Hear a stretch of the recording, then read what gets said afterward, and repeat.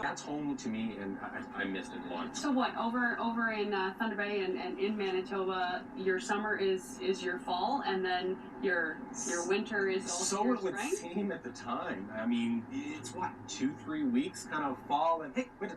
Hey, Happy birthday. happy birthday. Here's winter. Now, later in the show, we're going to be talking about Community Bloom. This was somewhat of an award ceremony that happened, talking about how beautiful our Barrie community is, judged against many other communities that are very similar and the same, but Barrie is number one and the best, right? Oh, yeah. And talking, of course, fall and the transition and, of course, change. We need to change our landscape around here, and we need to make sure that we're keep planting those trees. And it's funny how tree planting comes up once in a while. You always hear that all of a sudden people go and start planting trees, right? Yeah, well, they're planting, 2,000 trees a day or something? They get the, put it in, put the tree in. Have you ever done that? No, I've seen people that have done it, but I've seen it on TV. So, I'm going to... So now you know how to do it. Yeah. If that's like people watching us. You watch us, then you know exactly how to do it. But we are talking about the TD Tree Days, and we are going to be planting some trees with our good friends Deborah Miller, as well as Suzanne Philbin. Come on in. Or David Miller. What did I just call you? Deborah. I'm starting some rumors.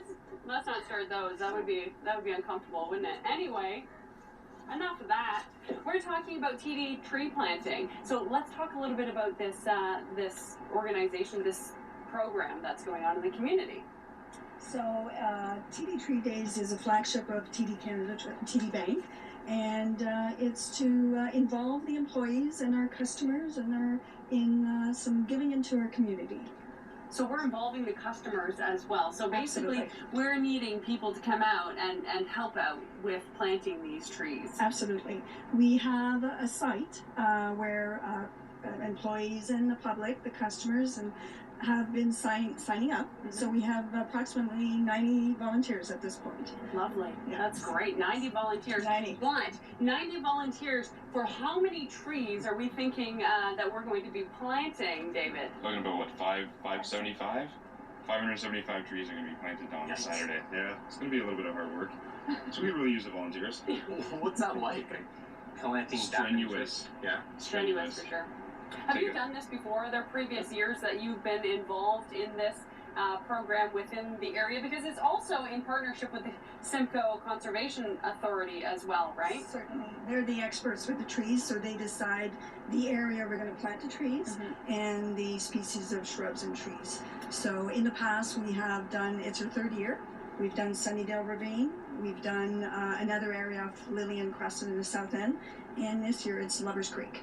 Excellent. So David, talking about this program, 575 trees that are going to be planted, and you're talking about the different areas around here that we are planting these trees. How are they picked? Is it Simcoe Conservation Authority that is picking these trees? So they're going to pick it based on, they'll pick the trees and they'll pick the location based on need. Where is it looking that we're not as green as we need to be? And then they'll come to us and we'll kind of coordinate with them to make sure that this place is good for us, good for them, and they'll supply the trees for that specific location, so it's good for the environment of that location, and we plant the trees. What's it like as you go back a year later, maybe 2 years later, and you see, hey, we put in all that hard work, and you see, hey, they've grown, and you see the real difference it's made? Well, they have grown. This is going to be my third year doing it.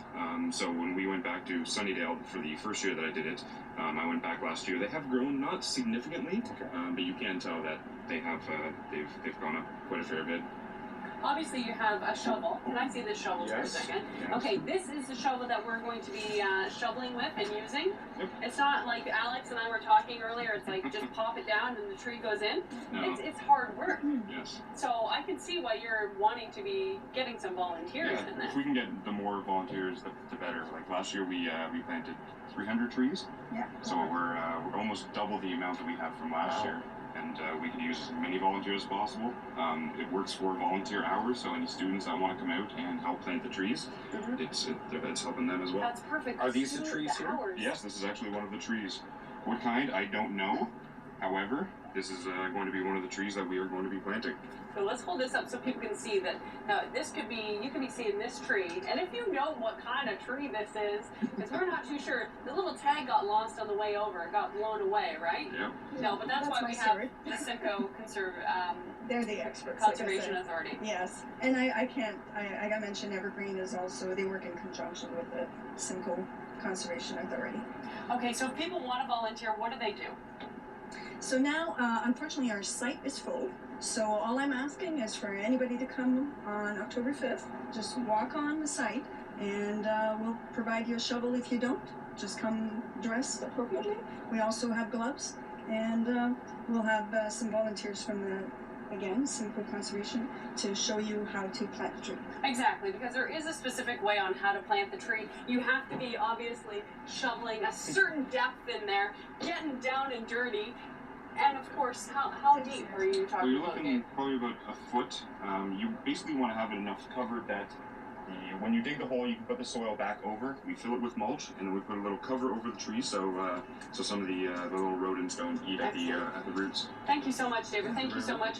David and Deborah, I keep mixing them up. Suzanne. We're taking a break, okay? We'll be back with more daytime and proper speech right after this.